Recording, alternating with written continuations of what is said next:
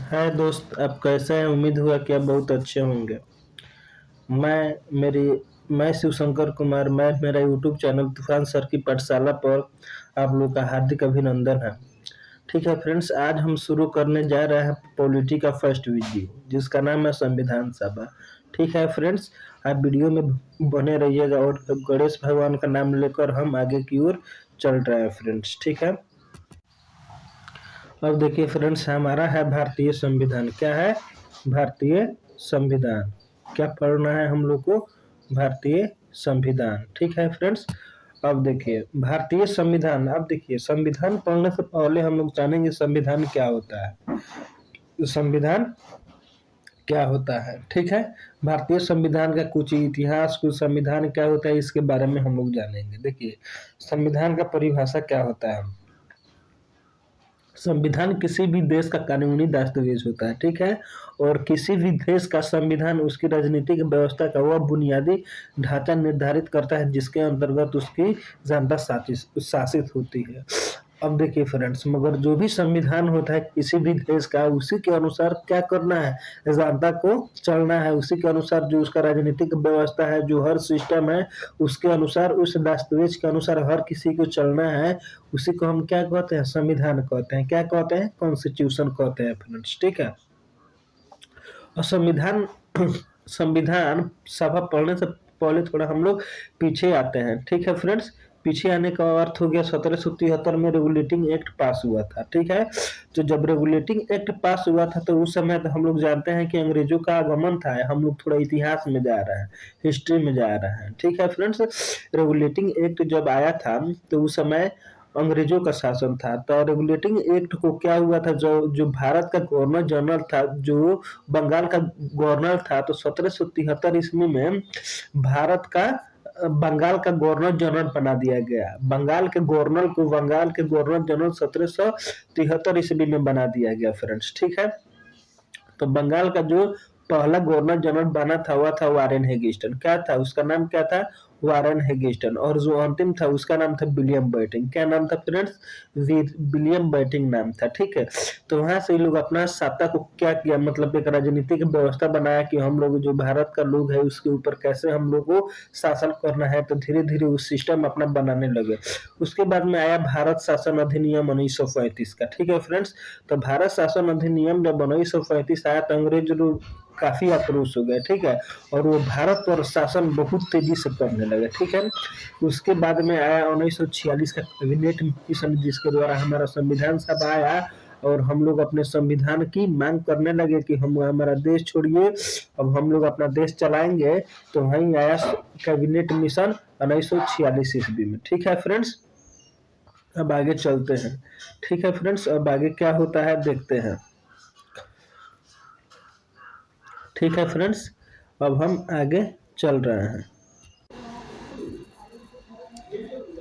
देखिए फ्रेंड्स, जो cabinet mission है, जो उसका अध्यक्ष थे सर फैथिक लॉरेंस थे। ठीक है फ्रेंड्स, ये आपसे परीक्षा में बार बार पूछेगा कि बताइए रेगुलेटिंग जो हमारा कैबिनेट मिशन है उसका अध्यक्ष कौन थे, तो ये होगा सर फैथिक लॉरेंस थे। ठीक है फ्रेंड्स, एक कैबिनेट मिशन भारत इसलिए आया था ताकि हम इस देश को कोई नया संविधान दे सकें, ताकि देश अपने आप, मतलब एक निश्चित होकर देश चल सके। ठीक है फ्रेंड्स, अब हम आगे चल रहे हैं फ्रेंड्स। ठीक है, अब देखिए क्या कह रहा है।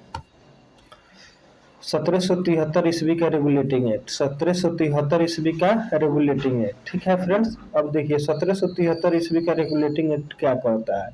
1757 ईस्वी में 1757 ईस्वी में प्लासी की लड़ाई और 1764 ईस्वी में बक्सर की लड़ाई हुआ। ठीक है फ्रेंड्स, बक्सर की लड़ाई हुआ।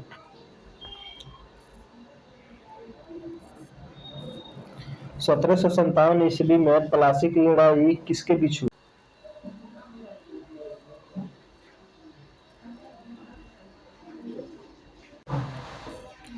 अब देखिए फ्रेंड्स, जो ये 1757 का प्लासी का युद्ध हुआ था, 1757 का जो प्लासी का युद्ध हुआ था, तो ये प्लासी का युद्ध हुआ था, देखिए फ्रेंड्स, ठीक है, ये हुआ था 23 जून को।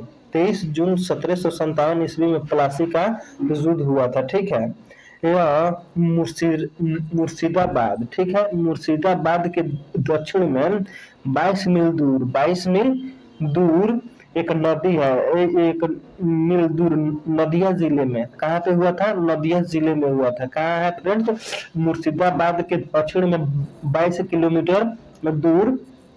कहाँ पे हुआ था? नदिया जिले में हुआ था। और कहाँ पे हुआ था? भागीरथी नदी के किनारे हुआ था। ठीक है फ्रेंड्स, भागीरथी नदी के किनारे हुआ था, पलासी नामक स्थान पे। कहाँ पे हुआ था फ्रेंड्स? पलासी नामक स्थान पे हुआ था। पलासी नामक स्थान पे हुआ था। अगर आपसे परीक्षा में पूछेगा कि मतलब जो पलासी का युद्ध हुआ वो किस नदी के किनारे हुआ था, तो भागीरथी नदी के किनारे हुआ था। किस नदी के किनारे हुआ था फ्रेंड्स?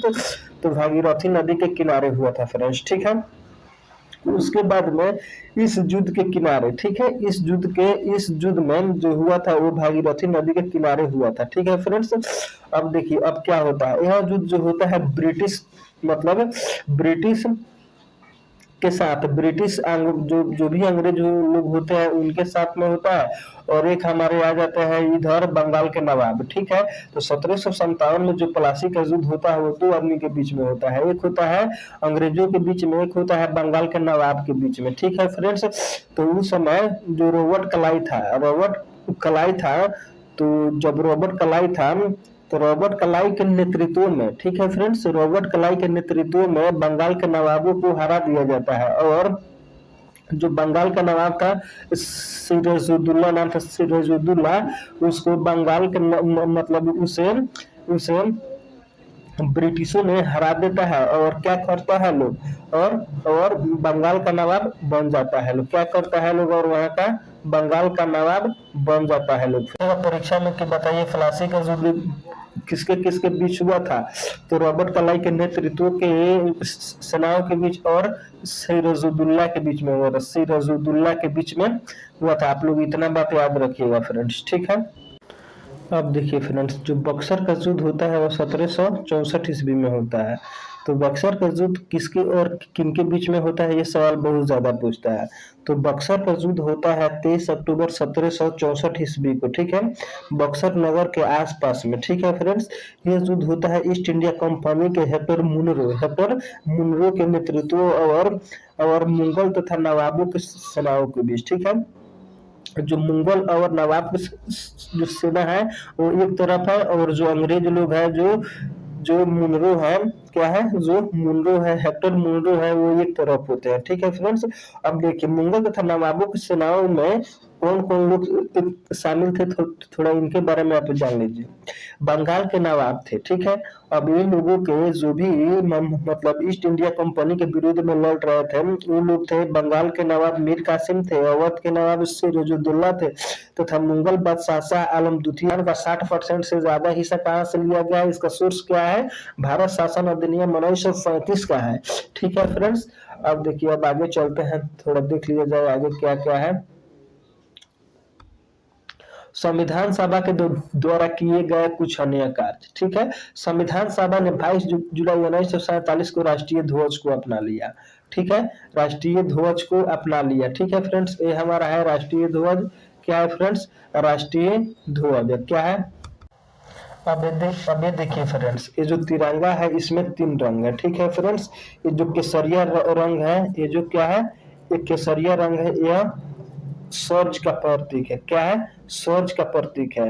ये जो सफेद रंग है ये शांति का प्रतीक है। क्या है? शांति का प्रतीक है। ये हरा रंग है, ये उन्नति का प्रतीक है। ठीक है फ्रेंड्स, ये क्या है? उन्नति का प्रतीक है मेरे भाई। ठीक है, हाँ फ्रेंड्स, आइए जानते हैं कुछ इस झंडे के बारे में, क्या इसका काम है। ठीक है फ्रेंड्स, अब जो हमारा झंडा है वो शुरुआती कई चरणों से होकर निकला है। ठीक है फ्रेंड्स, लेकिन क्या हुआ कि 1921 ईस्वी में महात्मा गांधी ने कांग्रेस के अपने एक झंडे की बात कही। कांग्रेस के सामने महात्मा गांधी ने अपने एक देश के झंडे की बात बोली। ठीक है फ्रेंड्स, तो क्या हुआ 1921 ईस्वी में पिंकली बंकाया ने इस झंडे को डिजाइन किया था। पिंकली बंकाया ने 1921 ईस्वी में क्या किया था? इस झंडे को डिजाइन किया था, बनाया था। ठीक है,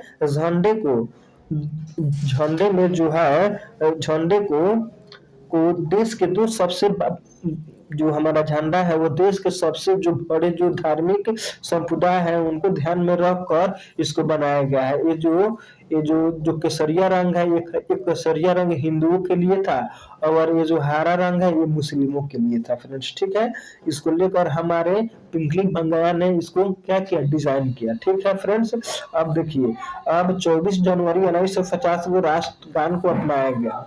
अगर आपसे परीक्षा में पूछेगा कि 24 जनवरी 1950 को क्या हुआ, राष्ट्रगान को अपनाया गया। ठीक है फ्रेंड्स, राष्ट्रगान को अपनाया गया। ठीक है फ्रेंड्स, हमारा राष्ट्रगान है, ठीक है फ्रेंड्स, वो कलकत्ता में 27 दिसंबर 1911 ईस्वी में जन गण मन भारत का राष्ट्रगान को गाया गया था। ठीक है फ्रेंड्स, अत्यधिक सत्कृष्ट बंगाली में लिखा गया था। ठीक है, यह बंगाली में लिखा गया था। ठीक है, जो हमारा वो जो जन गण मन है वो किस भाषा में लिखा गया था, बंगाली भाषा में। यह नोबेल पुरस्कार विजेता रविंद्रनाथ टैगोर द्वारा रचित एक ब्राह्म भजन के 5 चरणों में से एक है। ठीक है, इसे पहली बार 27 दिसंबर 1911 को भारतीय राष्ट्रीय कांग्रेस के कलकत्ता सत्र में गाया गया था फ्रेंड्स। ठीक है, आप इतना बात याद रखिएगा, सबसे पहले यह भारतीय राष्ट्रीय कांग्रेस में गाया गया था 27 दिसंबर 1911 ईस्वी को गाया गया था। ठीक है फ्रेंड्स, और इसको अपनाया गया था कब, इसको 24 जनवरी 1950 ईस्वी को अपनाया गया था, और जो इसका टाइमिंग होता है वह 52 सेकंड की होती है। ठीक है फ्रेंड्स, आपको इतना ध्यान रखिएगा फ्रेंड्स। एक और बात आप यहाँ पे याद रखिएगा फ्रेंड्स, जो ये जन गण मन लिया गया है रविंद्रनाथ के द्वारा लिखा गया है, वो जो पुस्तक से लिया गया है उस पुस्तक का नाम आप लोग थोड़ा ध्यान से सुनिएगा और आप लोग याद रखिएगा। ठीक है फ्रेंड्स, वो लिया गया है, ठीक है, भारतीय भाग्य विधाता से लिया गया है। एक रविंद्रनाथ की एक प्रसिद्ध बुक है जिसका नाम है भारतीय भाग्य विधाता। भारतीय भाग्य विधाता, उसी से यह पंक्ति को लिया गया है, जिसको हम लोग 52 सेकंड में गाकर क्या करते हैं, हम लोग गाकर निपटा देते हैं, समझे। ये मूल गाना बंगाली में लिखा हुआ था। अभी तो हम आपको बताए हैं कि ये बंगाली में लिखा गया था और इसमें केवल 5 छंद है। ठीक है फ्रेंड्स, यह पहली बार 1905 ईस्वी में बोधनी पत्रिका के अंक में प्रकाशित हुआ था। अगर आपसे परीक्षा में पूछेगा सबसे पहले प्रकाशित हुआ था कब, तो आपको जवाब देना है 1905 ईस्वी में बोधनी पत्रिका के एक अंक में प्रकाशित हुआ था। अगर आपसे सवाल पूछेगा यह सबसे पहले गाया गया था कब, तो 27 दिसंबर 1911 ईस्वी को कलकत्ता में भारतीय राष्ट्रीय कांग्रेस कलकत्ता के सत्र में गाया गया था। ठीक है फ्रेंड्स, 1905 ईस्वी में प्रकाशित हुआ था और 1911 ईस्वी में सबसे पहले कलकत्ता के अधिवेशन में गाया गया था। और ये कहाँ से लिया गया है फ्रेंड्स, तो ये रविंद्रनाथ के जो एक बुक है भारतीय भाग्य विधाता, उसी बुक से लिया गया है। ठीक है फ्रेंड्स, ठीक है, ठीक है, आप लोग इतना याद रखिएगा। और यह किस पत्रिका में प्रकाशित हुआ था, तो बोधनी पत्रिका में क्या हुआ था, प्रकाशित हुआ था। आप लोग इतना याद रखिएगा। इसके बारे में बहुत इंपॉर्टेंट चीज हम आपको बता दिए कि सबसे पहले कहाँ से लिया गया था, सबसे पहले ये कहाँ से लिया गया था, तो रविंद्रनाथ का जो एक बुक है भारतीय भाग्य विधाता, उससे लिया गया था, और उससे लिया गया था। और वो सबसे पहले 1911 ईस्वी में पाया गया था, और 1905 ईस्वी में बोधनी नामक पत्रिका में प्रकाशित हुआ था। आप लोग इसको बात याद रखना है। ठीक है फ्रेंड्स, अब देखिए फ्रेंड्स, जो हमारा राष्ट्रीय गीत है सबसे पहले हम आपको बताए हैं 26 जनवरी 1950 ईस्वी को अपनाया गया था। ठीक है फ्रेंड्स, अब देखिए जो वंदे मातरम है 1896 ईस्वी में सबसे पहले भारतीय राष्ट्रीय कांग्रेस में अधिवेशन में गाया गया था। ठीक है फ्रेंड्स, और ये जो हमारा राष्ट्रीय गान है वो 1911 ईस्वी में गाया गया था और 1905 ईस्वी में प्रकाशित हुआ था। ठीक है, तो विधिनु नामक मतलब जो पत्रिका है उसमें प्रकाशित हुआ था। आप लोग इतना बात याद रखिएगा। उसके बाद में क्या हुआ था फ्रेंड्स, उसके बाद में क्या हुआ था, ये जो बुक में से लिया गया था, बुक में से लिया गया था उसका नाम है भारतीय भाग्य विधाता, इसी बुक से लिया गया था। ये बंगाली में लिखा हुआ था फ्रेंड्स। ठीक है, आप इतना बात याद रखिएगा। ये 26 जनवरी 1950 ईस्वी को राष्ट्रीय गीत को अपनाया गया था। सबसे पहले 1896 ईस्वी में भारतीय राष्ट्रीय कांग्रेस कलकत्ता के अधिवेशन में गाया गया था।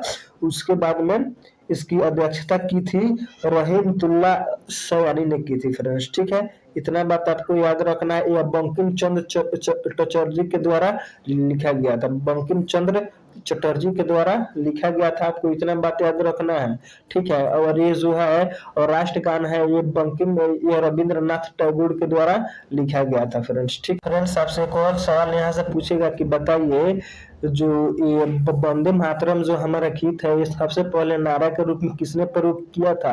तो सबसे पहले बंकिम चंद्र चटर्जी ने किया था, नारा के रूप में प्रयोग 1882 ईस्वी में किए थे, ठीक है फ्रेंड्स। आपको याद रखना है। अगर वीडियो फ्रेंड्स अच्छा लगे तो क्या करना है, इस चैनल को सब्सक्राइब और शेयर कर दीजिएगा, जो हमारे लिए बहुत ही महत्वपूर्ण होगा। मैं आप लोग को फ्री में पूरा कंटेंट प्रोवाइड करा रहा हूँ, पूरा फ्री, 1 रुपया भी नहीं लगेगा आप लोग को, ठीक है फ्रेंड्स, कोई दिक्कत नहीं सर। अब देखिए फ्रेंड्स हम आगे चल रहे हैं, ठीक है। जो जवाहरलाल नेहरू जो स्वतंत्र भारत का पहला मंत्रिमंडल था उसका हम लोग जानते हैं, जो जो जवाहरलाल नेहरू थे पहला प्रधानमंत्री थे, वल्लभ भाई पटेल गृह मंत्री थे, अब्दुल कलाम आजाद शिक्षा मंत्री थे, और जॉन मथाई थे अब्दुल कलाम आजाद, ठीक है। अब जो जॉन मथाई रेलवे मंत्री थे, उसके बाद में जगजीवन राम श्रम मंत्री थे, बलदेव सिंह रक्षा मंत्री थे, उसके बाद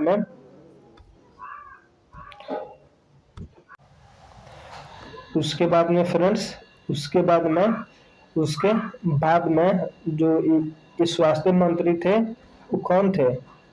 स्वास्थ्य मंत्री ये कौन थे? राजकुमारी अमृत कौर थे। और उसके बाद में आर के शंकुमन सेठी वित्त मंत्री थे, ठीक है फ्रेंड्स। अब इतना आपको याद रखना है फ्रेंड्स।